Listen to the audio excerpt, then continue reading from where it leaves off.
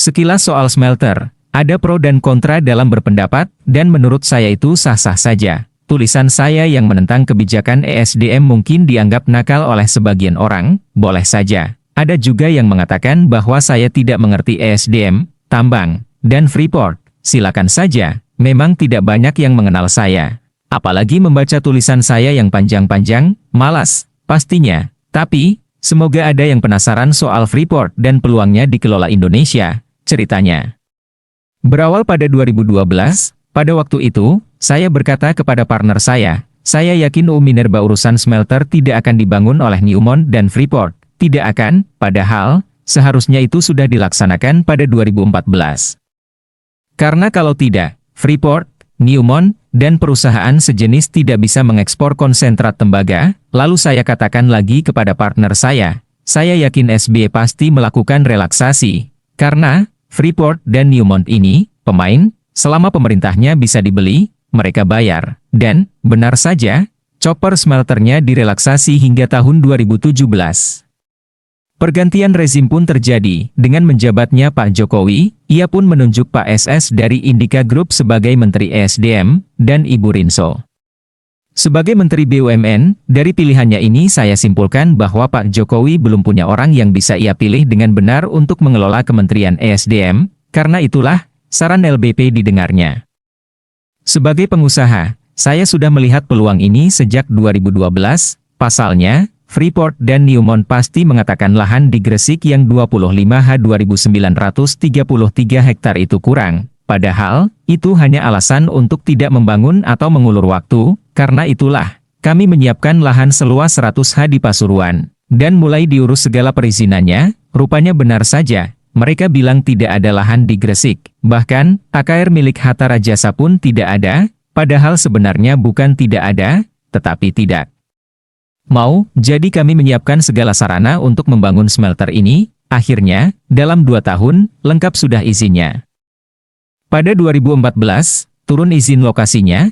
Pada 2016, turun RIPIN, Rencana Induk Perindustrian, atas jenis industrinya. Bayangkan saja, setelah 4 tahun baru lengkap perizinannya. Jadi, siapa bilang bisnis manufaktur di Indonesia itu gampang dan cepat? Itu hanya mimpi.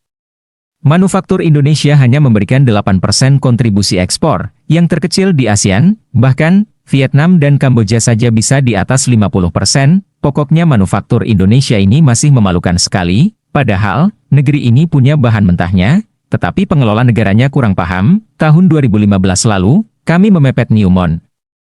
Kita tahu mereka tidak akan bisa membuat smelter karena mungkin tidak ada dana atau memang bukan domain mereka. Jadi mereka tidak berminat.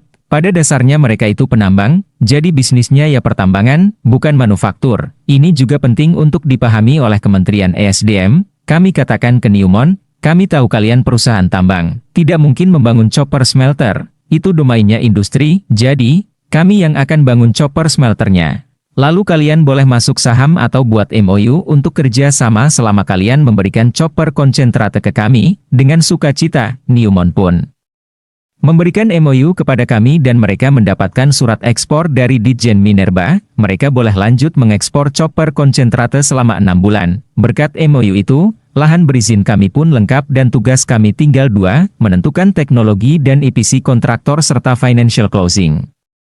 Untuk EPC dan teknologi, kami putuskan memakai SKS providernya perusahaan Norx, sejumlah 500.000 MTCC per tahun feed materialnya, padahal, saya inginnya membangun langsung 1.200.000 MTCC pakai flash smelter providernya Outotec dari Finland. Oke, urusan ini terlalu detail, lebih baik saya ceritakan lain kesempatan.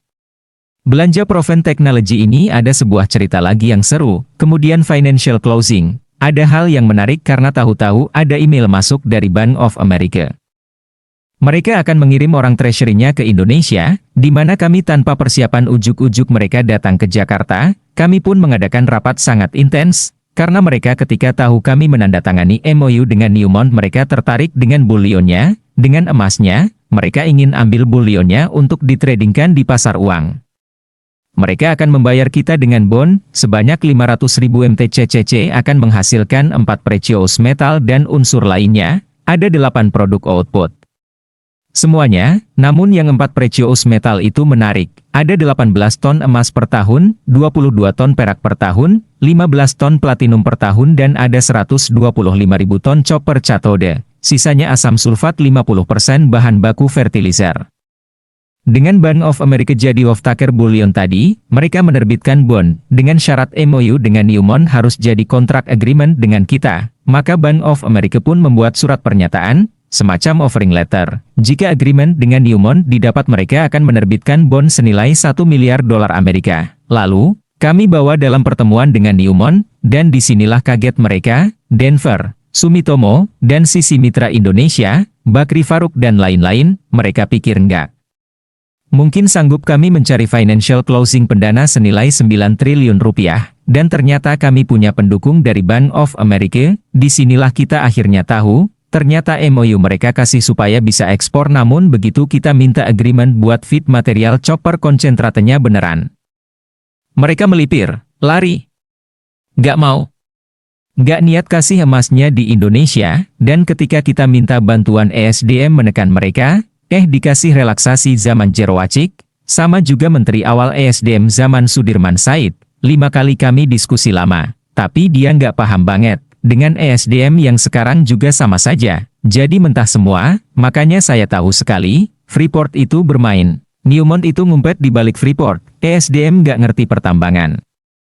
Melihat hanya dari kacamata mikroekonomi dan perhitungan profit and loss atau PNL, kami pemain industri pertambangan nggak direken, pribumi apalagi, nggak dinilai, lah.